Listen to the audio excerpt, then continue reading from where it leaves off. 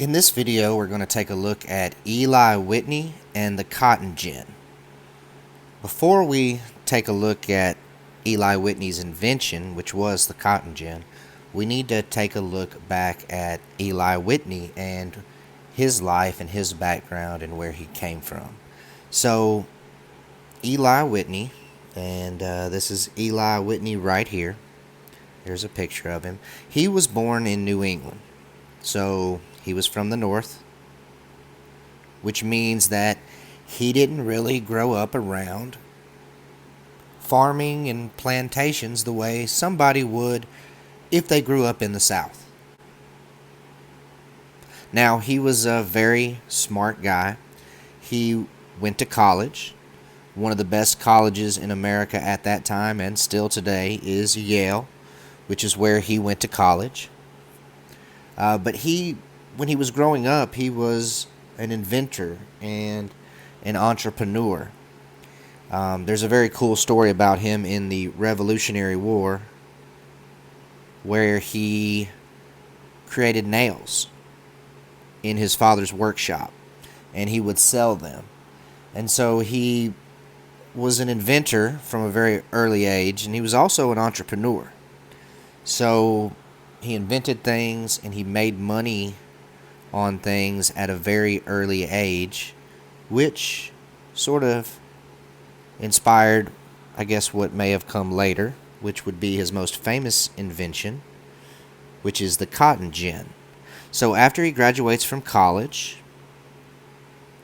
in the 1790s, he decides that he wants to visit a friend in Georgia.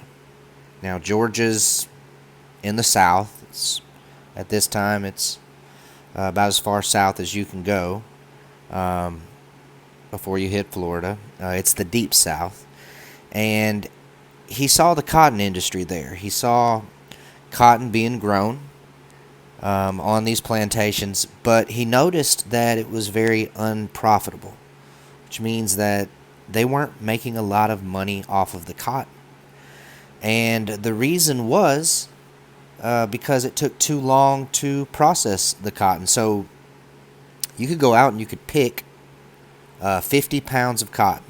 Okay, so you could pick that 50 pounds of cotton in just one day. So you could pick the cotton pretty quickly. But then you'd have to go through and you'd have to what's called process the cotton. And that was the process of taking the seeds out of the actual cotton balls. And so to process the cotton, to take the seeds out, took 3 weeks. And so to actually process this 50 pounds of cotton, it would take more than 3 weeks. 4 weeks is a month. So we're talking about almost 1 month to process 50 pounds of cotton. That's just too long. You can't make any money off of it if it takes that long to pick it and to process it. So he had to invent something new. He had to invent a machine to help process the cotton. So he invents what's called the cotton engine. That's what he calls it at first, the cotton engine. Okay, but we know it as the cotton gin because over time people just sort of shortened it up, and it became the cotton gin. And so right here, this is a picture of the cotton gin. All right, it's a very simple machine. Okay, very simple. It's important that we understand that it's not very complex. So it didn't take him a long time to make it, and it's also not going to take other people a long time to make it either, and we'll talk more about that in a few minutes. But it's a very simple machine. You put the cotton in, you turn this wheel, and these teeth separate the cotton here from the seeds down at the bottom. And so now, instead of taking 3 weeks to process 50 pounds of cotton, it would now take 1 day. So instead of taking about a month to process the cotton, now we're talking about less than a week, only a few days. And that's going to change basically everything about the cotton industry. It's going to go from a very unprofitable business to a very profitable business, all because of the cotton gin. The cotton gin also changed slavery. In the Deep South, cotton grew really well, and we started to see more and more plantations turn to growing cotton.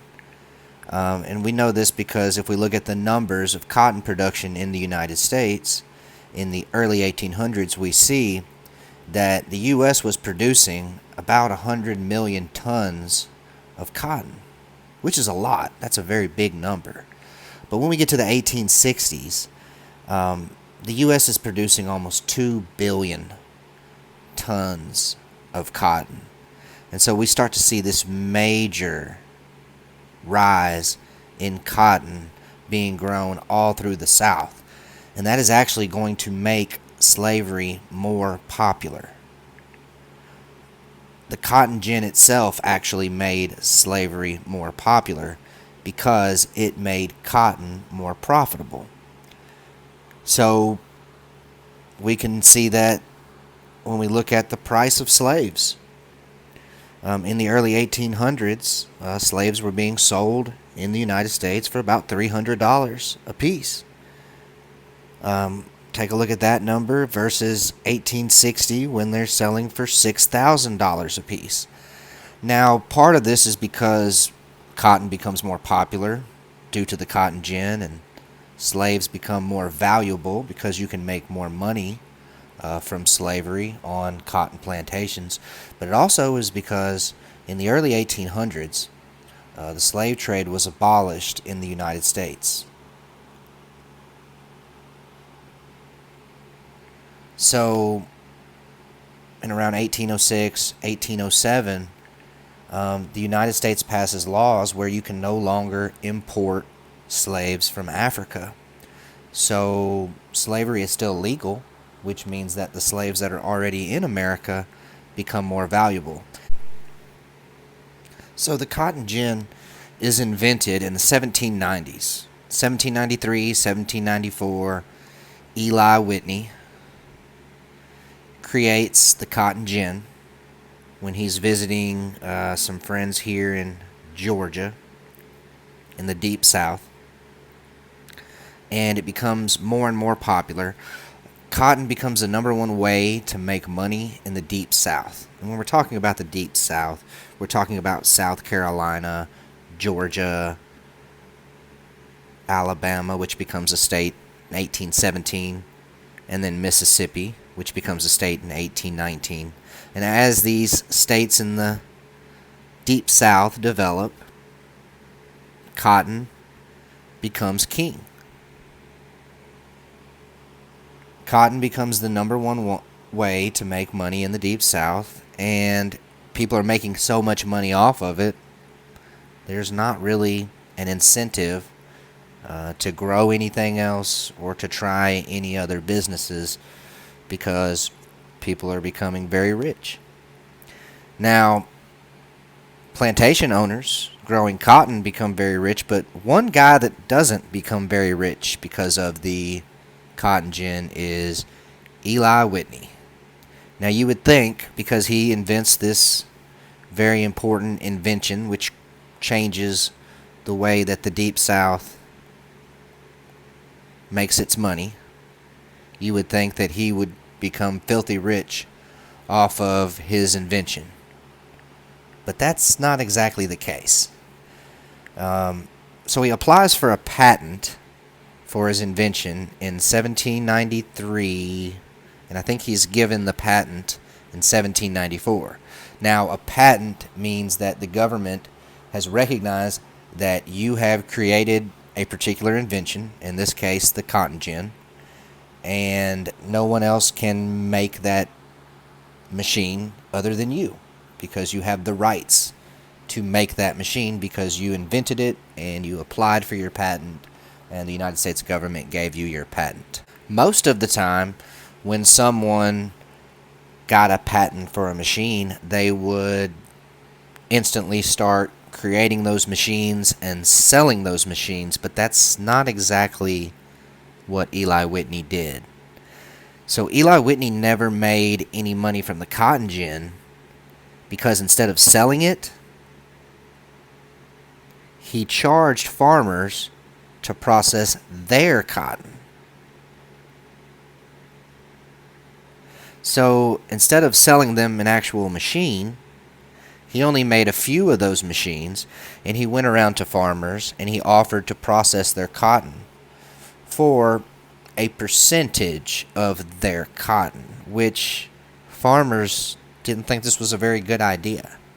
They didn't think it was a very good deal. They didn't see the benefit for them. They really just wanted to buy the machine and use it themselves. They didn't want to give Eli Whitney a cut of their cotton production every time it needed to be processed.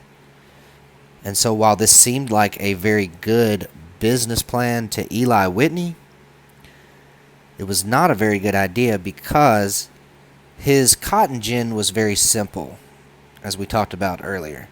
And it wasn't very hard for people to make their own cotton gin after seeing one of his. And so these farmers just stole his design and built their own. And Eli Whitney never really made any money off of the cotton gin. As a matter of fact, by 1798, which is just 4 or 5 years after he invented the cotton gin, he's going to decide to go into a new business, and he's actually going to become a gun manufacturer, and we will talk more about that in another video.